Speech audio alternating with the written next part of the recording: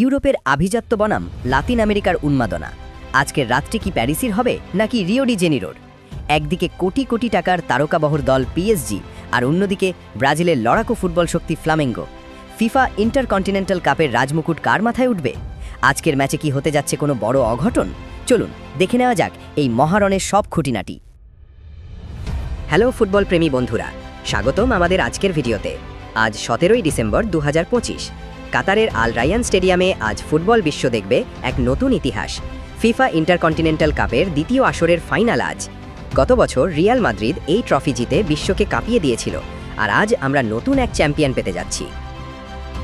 যারা ভাবছেন এই টুর্নামেন্টটা আসলে কি, তাদের জন্য সংক্ষেপে বলে দিই, এটি মূলত ক্লাব ফুটবলের বিশ্বকাপেরই একটি নতুন রূপ, যেখানে 6টি মহাদেশের চ্যাম্পিয়নরা লড়াই করে।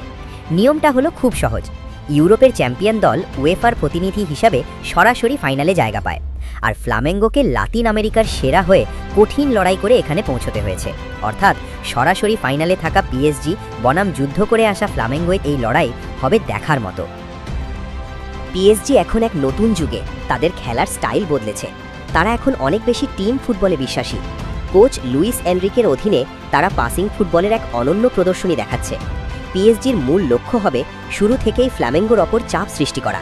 তাদের জন্য এই ম্যাচটি কেবল একটি ট্রফি নয়, বরং বিশ্ব ফুটবলকে এটা জানানো যে তারা এখন যে কোনো বড় আসর জয়ের ক্ষমতা রাখে। এবার ফ্লামেঙ্গোর কথা বলা যাক। ব্রাজিলের এই ক্লাবটির পেছনে আছে লক্ষ লক্ষ মানুষের আবেগ।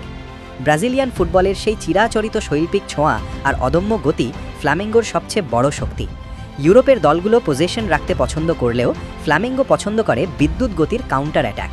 তাদের এই আক্রমণ ভাগ সামলানো পিএসজির ডিফেন্সের জন্য অনেক বড় চ্যালেঞ্জ হতে যাচ্ছে। মনে রাখবেন, লাতিন ফুটবলাররা যখন দেশের এবং ক্লাবের সম্মানের জন্য লড়ে, তখন তারা মাঠে সব কিছু উজাড় করে দেয়। ম্যাচের মূল লড়াইটা হবে মাঝমাঠে। পিএসজি কি পারবে মাঝমাঠের নিয়ন্ত্রণ নিতে, নাকি ফ্লামেঙ্গোর ব্রাজিলের জাদুকররা ছক বদলে দেবে?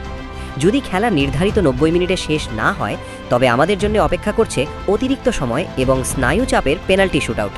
আজকের এই ফাইনালে যারা শান্ত থাকতে পারবে, ট্রফিটা শেষ পর্যন্ত তাদের হাতেই উঠবে। তো বন্ধুরা, আপনার বাজি কার ওপর? পিএসজি কি পারবে প্রথমবারের মতো এই গ্লোবাল ট্রফি জিততে, নাকি ফ্ল্যামেঙ্গো ইতিহাস গড়বে? এখনই কমেন্ট করে আপনার প্রেডিকশন আমাদের জানান। ভিডিওটি ভালো লাগলে লাইক দিন এবং ফুটবলের সব আপডেট পেতে চ্যানেলটি সাবস্ক্রাইব করে রাখুন। দেখা হচ্ছে পরের ভিডিওতে। ধন্যবাদ।